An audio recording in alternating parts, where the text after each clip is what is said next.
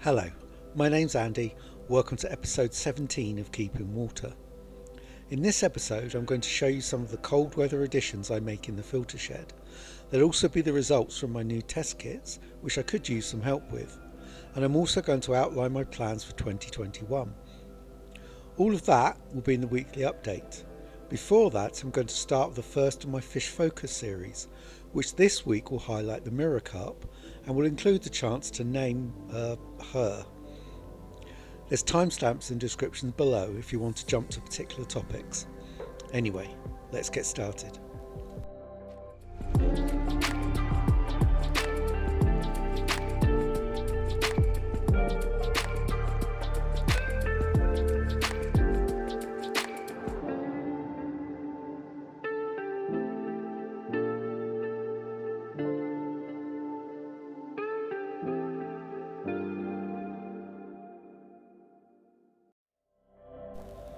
This is my mirror carp.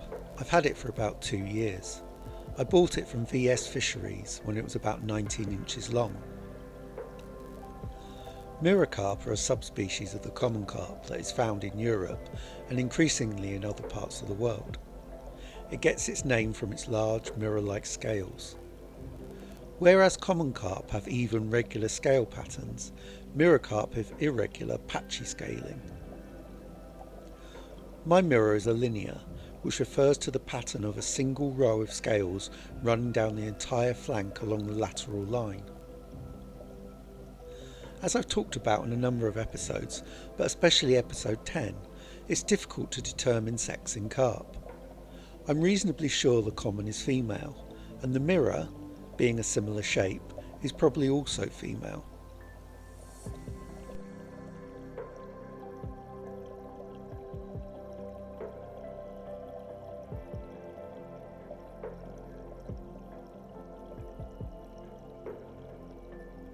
The mirror is without doubt the greediest fish in the pond, and has overtaken the common in size, having started as the slightly smaller one when I bought them.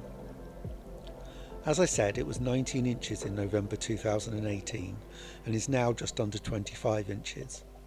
Not massive or that speedy growth, but with my setup I'm quite pleased. The mirror also appears to be the leader. Inevitably the common and even the larger tench will swim with it, but usually following it rather than the mirror following them. The tench may argue, but the mirror is probably the boss of the pond.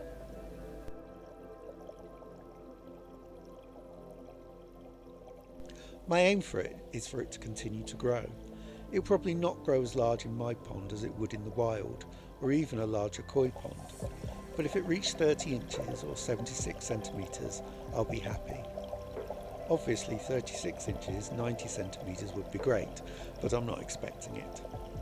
I'll swap any more growth for it or any of the other fish for them remaining healthy instead.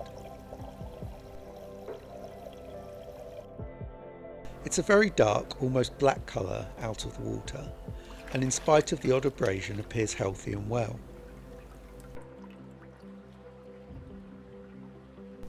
I've not named any of my current fish, but would be open to suggestions. If you have any ideas for naming the mirror carp, I'd love to hear them. Please add your suggestions to the comment section below.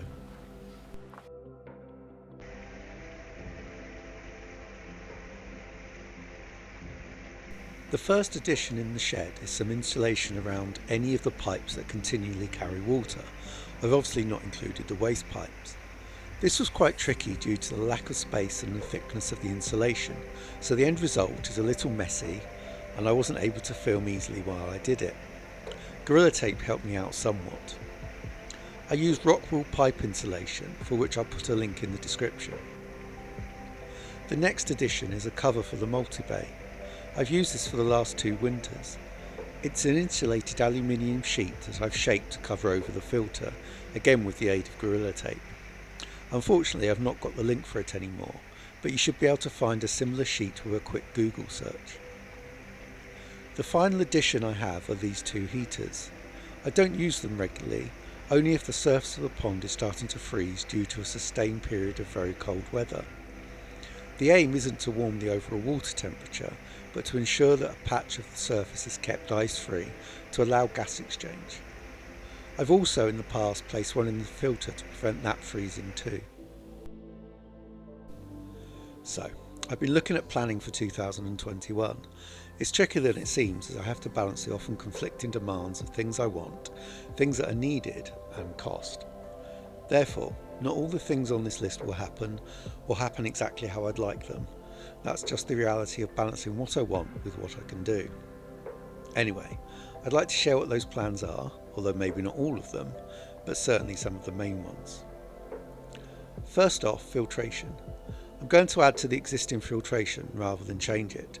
I think the pond needs more biological media. I'd considered a shower, but a number of factors have put me off that.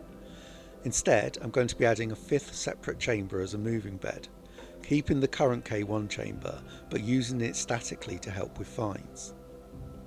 My options for this are to either make one from a suitably sized tub of some kind, or to buy a second-hand filter to repurpose. Time and budget will tell. The next two I'm going to skip. Suffice to say, one kind of depends on the filter upgrade and the other is more doable. Anyway, cleaning. As most of my underwater filming shows, the pond is messy. Lots of plant matter and fish waste, and while the water quality is okay, I'm really fortunate that it is, and I don't like how it looks. So, I need to be cleaning the bottom of the pond on a more regular basis. This could be done with a net, but it'll be far better to use a pond vac. If I get one, then I'll aim to use it weekly, although over time that may turn out to be not necessary, although certainly a routine will help, whatever it turns out to be. Next, the shed. My recent pipework issue highlighted that I'm, at the very least, storing up some problems for the future with how wet the floor gets. Additionally, I think some work around the roof and windows to ensure that there's no leaks is probably needed. So, when or if I upgrade the filtration, I'm going to take the multiply out and clean and sort the flooring, seal any leaks and generally give it a bit of MOT. Edging and fence. This is the edging at the front of the pond by the skimmer. It's not working. The stones keep falling in the pond and I need to change it, and maybe cover the skimmer with something I can stand on. The fencing is the loose heron barrier rush job I put up last spring.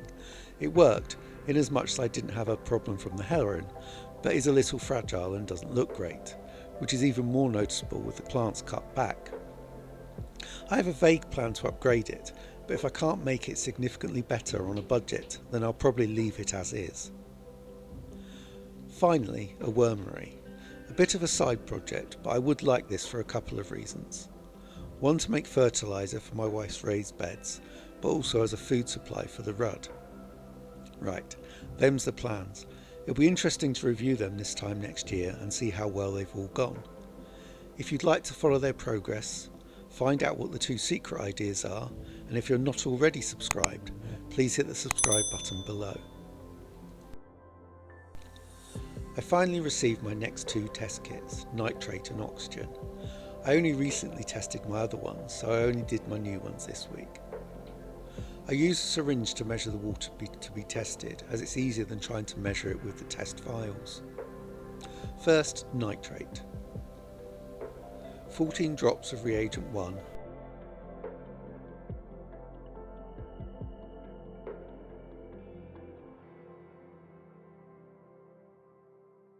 Then a little shake to mix.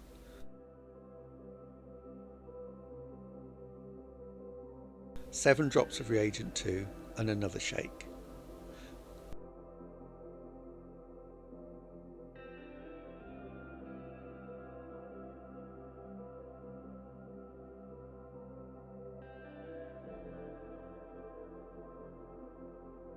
Next, a tiny spoon of the powder and a more vigorous shake.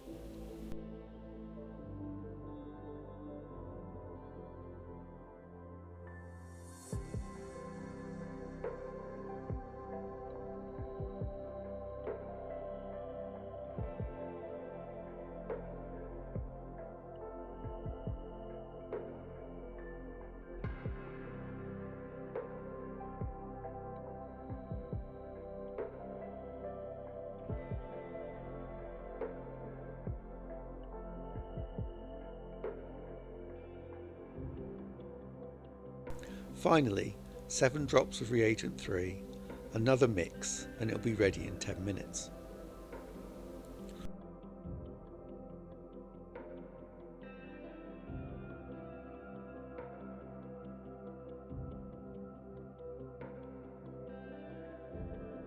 While I'm waiting for that, I'll do the oxygen test.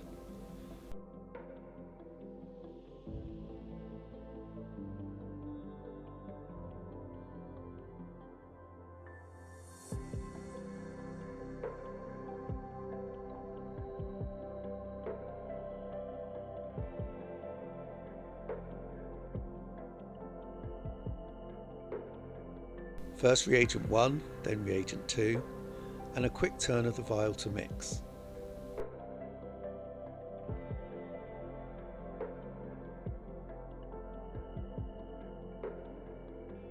Then the third reagent, 2 turns of the vial, and it's done.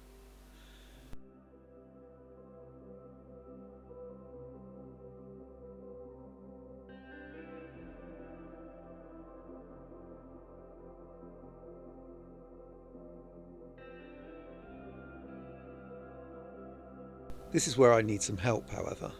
I've looked at this long and hard and haven't really got a clue what the result is. Any suggestions what colour the water in the vial matches with would be greatly appreciated.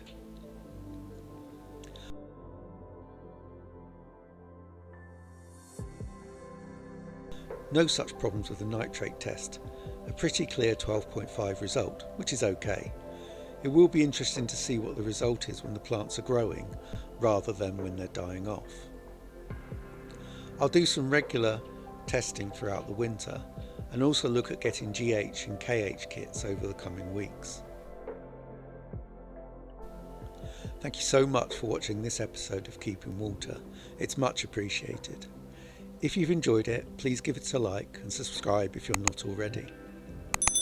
In next week's episode, I'm going to be having another go at cleaning detritus from the pond, although not getting in this time, doing some underwater filming to monitor the fish's health and activity, and maybe some general tidying up.